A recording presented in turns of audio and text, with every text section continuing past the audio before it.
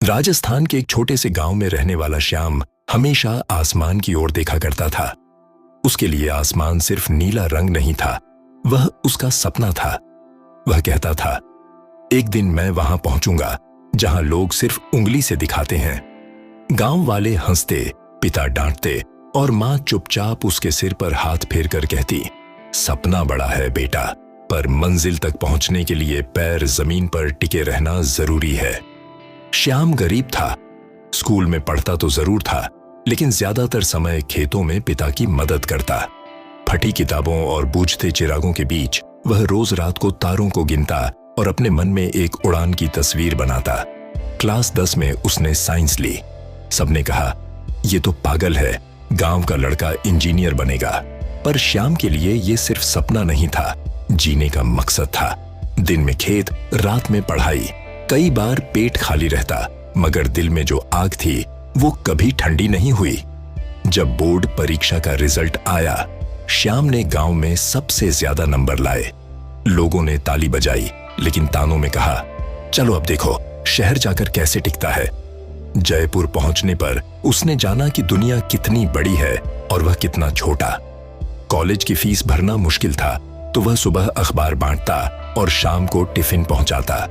पढ़ाई, नौकरी और अकेलापन, सब कुछ एक साथ था। कई बार वह फुटपाथ पर सोया, कई बार बिना खाना खाए लाइब्रेरी में पूरी रात किताबों से लड़ता रहा।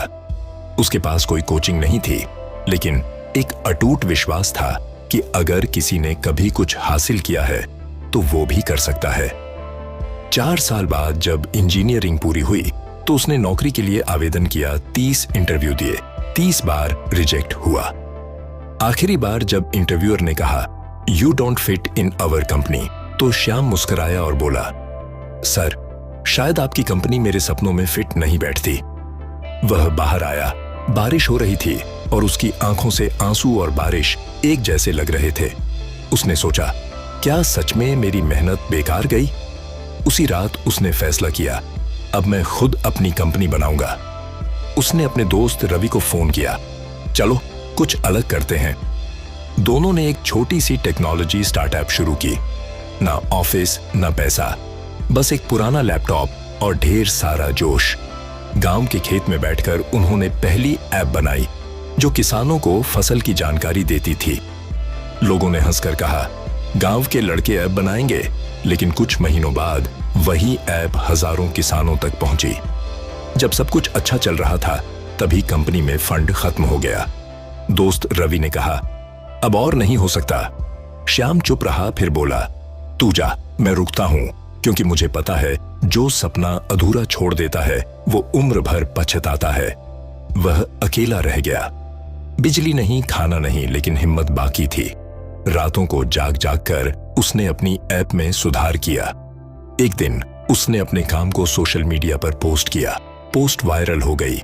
एक बड़ी कंपनी ने फंड दिया। उसकी ऐप ने भारत सरकार का पुरस्कार जीता। वह गांव लौटा तो वही लोग जो कभी कहते थे यह नहीं कर पाएगा, अब उसकी तस्वीर अखबार में देखकर कहते थे, यह तो हमारे गांव का बेटा है। कुछ साल बाद उसकी कंपनी देश की टॉप स्टार्टअप्स में गिनी जाने लगी। मीडिया ने पूछा, श्याम, सफलता का राज क्या है? वह मुस्कुरा कर बोला, जब दुनिया कहे कि तू नहीं कर सकता, उसी वक्त तय कर ले, अब तू जरूर करेगा, क्योंकि हारने का असली मतलब है कोशिश बंद करना। जब तक तू कोशिश करता है, तू हार नहीं सकता। एक शाम श्याम अपने गांव की छत पर बैठा था। उसी आसमान को देख रहा था जहां कभी उसने अपना सपना देखा था। मां ने आकर पूछा, अब क्या देख रहा है? वह मुस्कुराया, बोला, अब देख रहा हूं कि मैंने आखिरकार आसमान को छू लिया, और वो भी बिना उड़ान के। मां ने सिर पर हाथ रखा, बेटा, जिसने आसमान छुआ हो उसे अब जमीन पर भी उजाला करना चाहिए। श्याम ने सिर झुका दिया।